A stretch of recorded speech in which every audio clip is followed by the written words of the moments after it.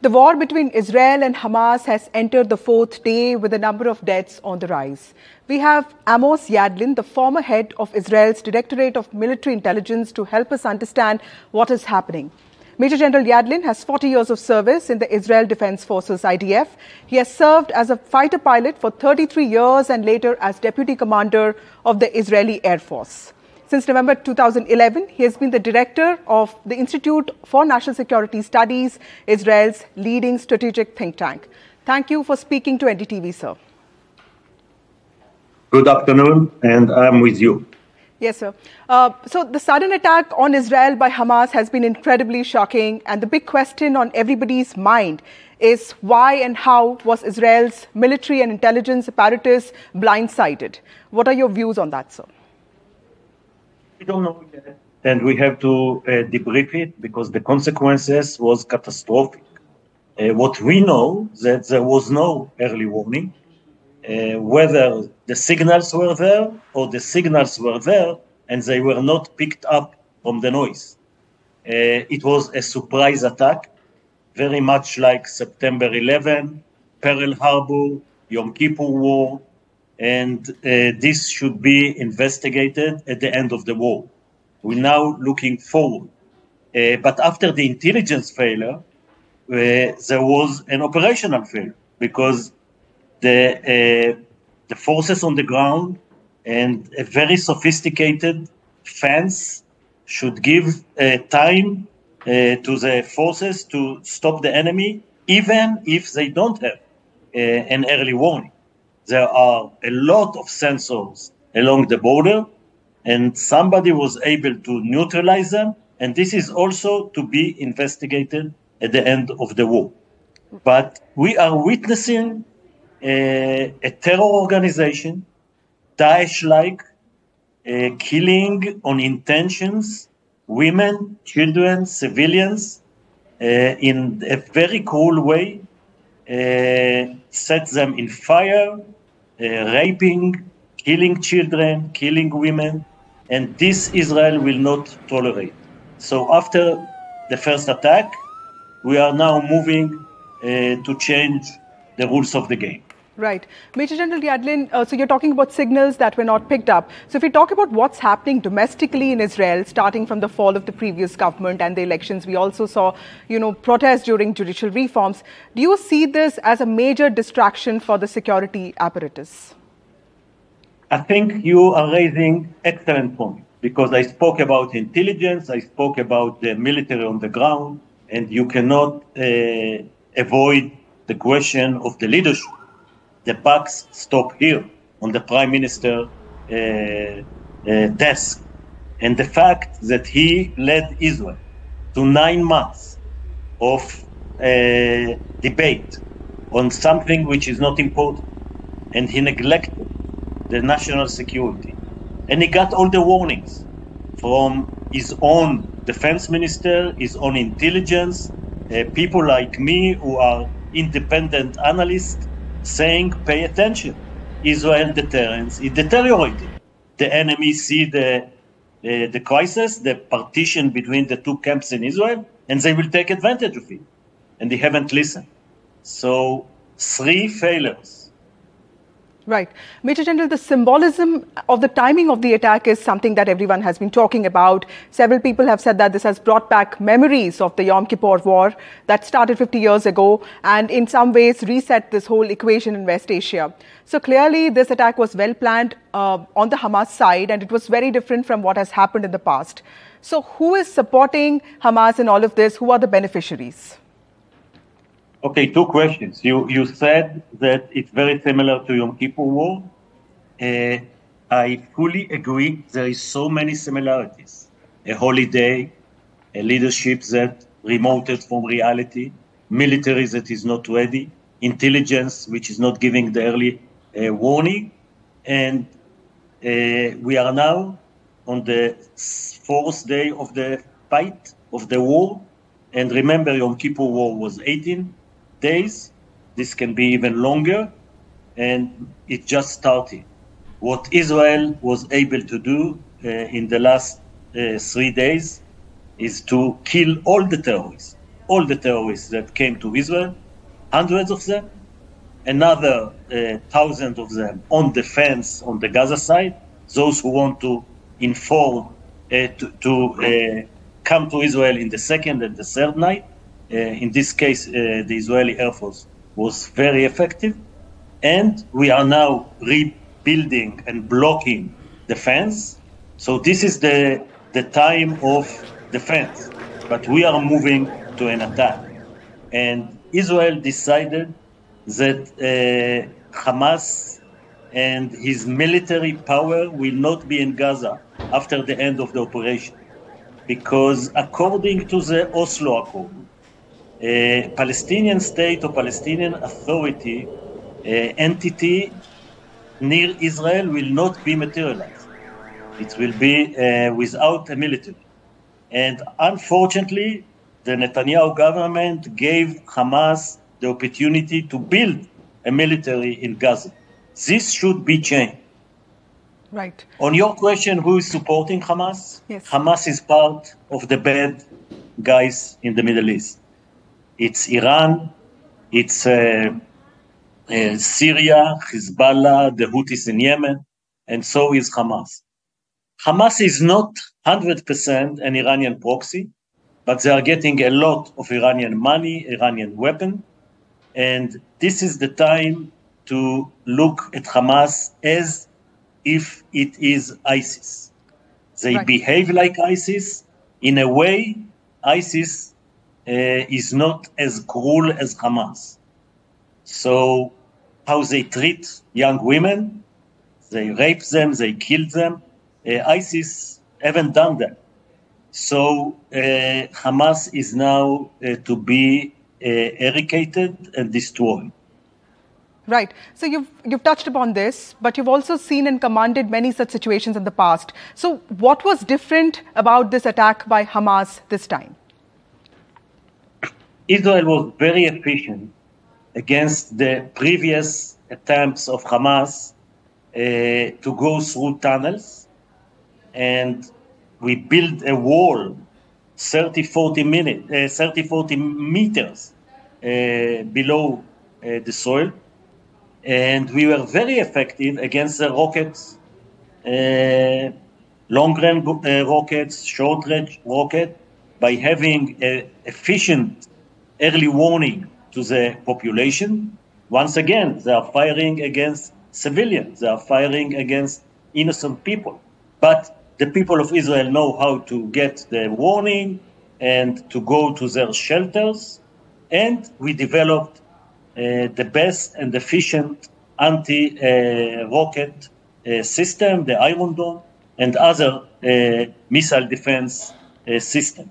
So when Hamas understood that rockets is not operative for them, is not useful for them, tunnels they cannot use, they developed another strategy.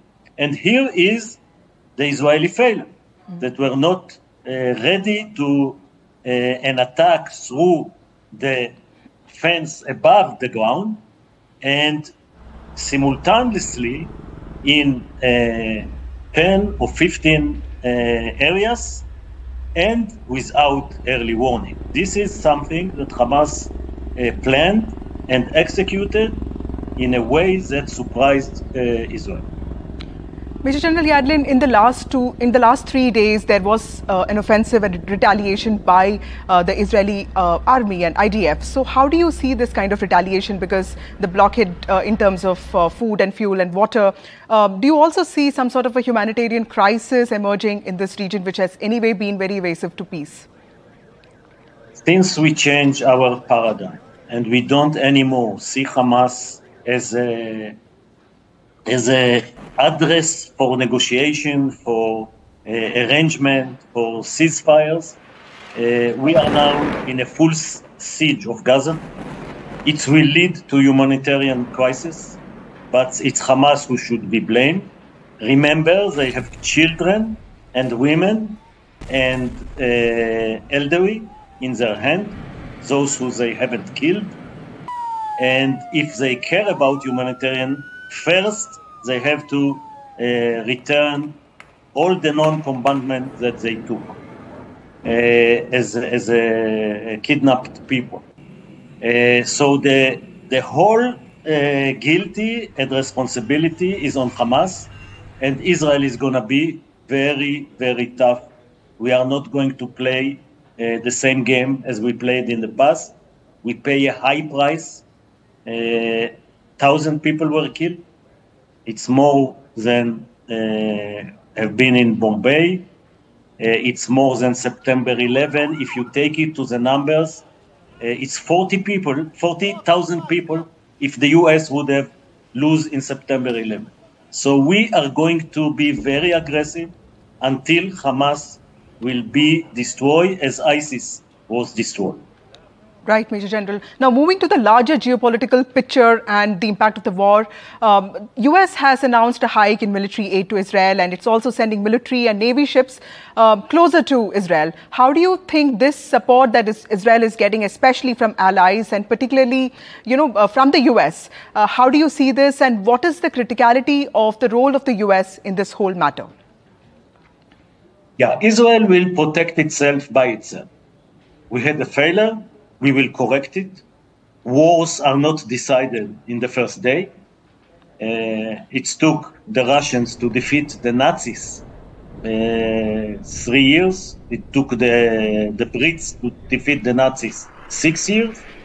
And it took the US 3 or 4 years to defeat the Japanese.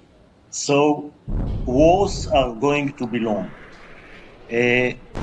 We feel that we are in a war. I'm not sure it will be limited to Gaza only. We are putting a lot of attention and intelligence and operational forces vis-a-vis the north, vis-a-vis Hezbollah. The Americans came to make sure that the bad guys in the Middle East, the axis of evil, the axis of terrorism, the axis of radicalism will not win. This is Iran, Hezbollah, Syria, the militias in Iraq, and the Houthis. And there is another axis of pro-Western, some of them democracies like Israel, the US, Saudi, that don't want to see Iran taking over the Middle East. So the Americans came to deter Hezbollah and Iran from entering the war. Whether this is an effective deterrence, the future will tell. Because the American credibility in the Middle East is not that high. After Afghanistan, after the fact that they were not so successful in Iraq, and everybody knows that America is now concentrating on China and Russia. But China and Russia are supporting Iran. And if you look at it globally, the Americans have said, we haven't left the Middle East. And there is only one superpower that can project a real military might to the Middle East, and this is the US of America. Right, sir. So clearly, different countries are not on the same page. But what kind of changes do you expect this war to have on larger geopolitics? You talked about China now. What does this mean, particularly, with the peace efforts going on in the Middle East and China in Asia, particularly in the context of US brokering peace in the Palestine issue? It's too early to see the long-term consequences. First, we have to see what will be the result of this war, whether Israel will be able to defeat Hamas, is Hezbollah joining to defeat Hezbollah, what the US will do. It's too early to see.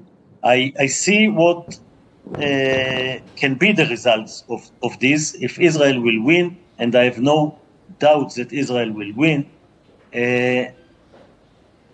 Right. We will have to renew the negotiation on normalization with the Saudis.